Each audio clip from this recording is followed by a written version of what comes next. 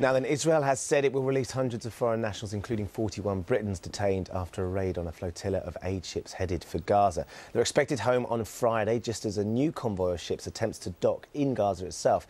The Israeli government says it will intervene again, if necessary, accusing activists of smuggling arms into the area. The cargo of one boat unloaded in Israel appeared only to contain scooters for disabled, cooking gas and children's toys. Well, we can now speak to Sally and Patrick Lort-Phillips, whose daughter was a part of the flotilla. Good morning to both of you. Hello, good morning. It was your daughter Alexandra that was on the flotilla, Patrick. When did you manage to speak to her last? Well, we spoke to her just before the ship left Istanbul, which I think was sort of Wednesday, Thursday last week. And since then we've had no contact with her. Although we have seen pictures of her on various blogs and Facebooks and things like that before the ship was raided. So you haven't managed to talk to her since the ship was raided. You know that she's not on the boat anymore, obviously, and she's safe. But do you know where she is? Yes, we had a call from the Foreign Office, from the embassy in Tel Aviv last night, which is a great relief to us. She was personally seen by the consul in the prison in Beersheba, where apparently she's quite fit and unfazed by the experience she's had in the last few days. And she's being well looked after, well fed, in a fairly modern, comfortable surroundings, and appears, from what we hear from the consul anyway, none the worse for wear for the experience. Well, Sally, that must be a huge relief for both of you to hear that, but how are you both doing? We're all right. I mean, we've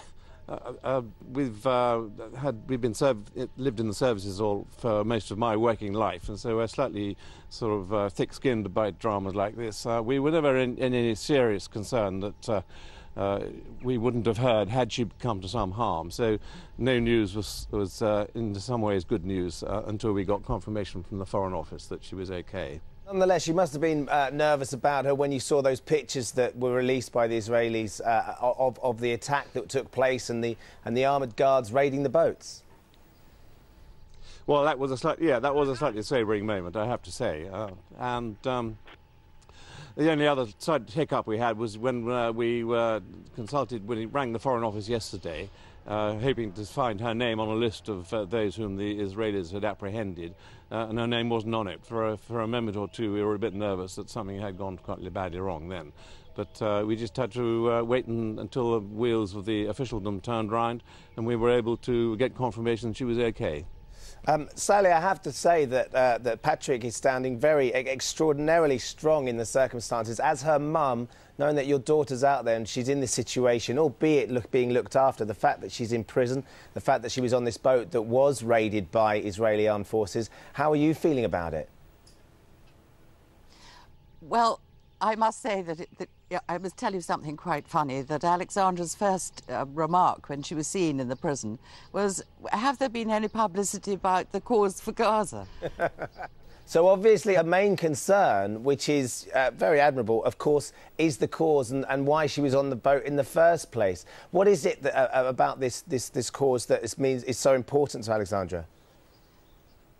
Well, she 2 years ago saw the footage of the Gaza being attacked and was so shocked by that she decided to look into it further. And she was part of the Viva Palestina convoy last year. It was all self-motivated. She had to buy her own van and fill it up with supplies. And once they did get into Gaza, she was very aware of the conditions. I mean, water supplies still haven't been properly put together, and I think it's motivated her, having seen it for herself, that they really needed help, humanitarian aid. And what an experience it's been for her. Patrick, have you got any idea when she may be home? No, they were unable to give us any specific time. The consul in Tel Aviv, who was most helpful, I have to say, they were extremely helpful yesterday, said it can take anything up from 2 days to 2 weeks, but given the Foreign Secretary's intervention yesterday and various other pressures, we're slightly optimistic that we're going to see her before too long. Well, thank you very much for joining us, Sally and Patrick Lort-Phillips there. I really, really appreciate your candid and very, well, I don't know what the word is.